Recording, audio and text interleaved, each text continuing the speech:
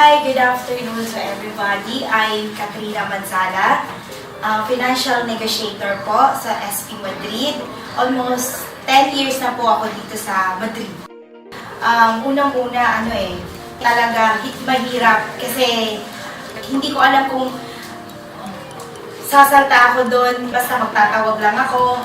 Ang sinasabi ko sa sarili ko, paano ko ba pakikitain yung sarili ko?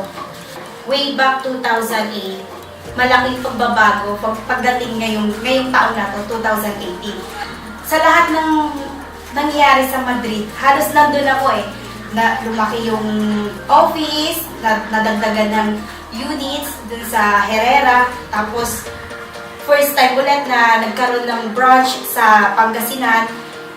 First branch natin yun sa Pangasinan. Sumunod, Davao, tapos Cebu na, tapos ngayon may Pampanga na. Actually, marami na talaga. So, hindi na mabilang. Marami nang nangyari talaga sa Madrid.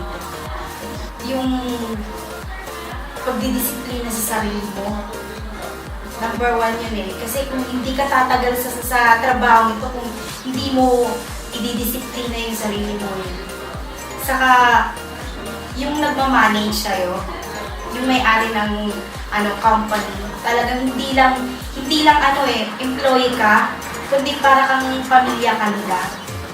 Nandyan din yung pagmamahal sa trabaho.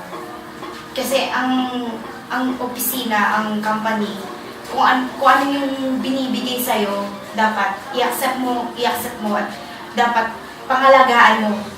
Doon ka kumukuha ng kinabubuhay mo Hindi lang basta-basta trabaho yung ginagawa mo. Dapat sinasapuso mo yun.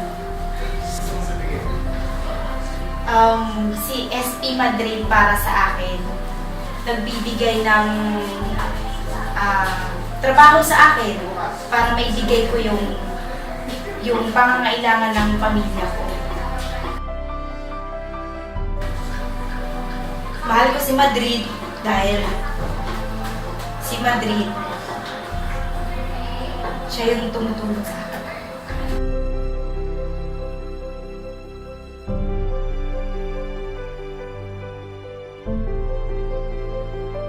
Itong trabaho na to, lahat ng gusto ninyo, ibibigay ng company para sa inyo.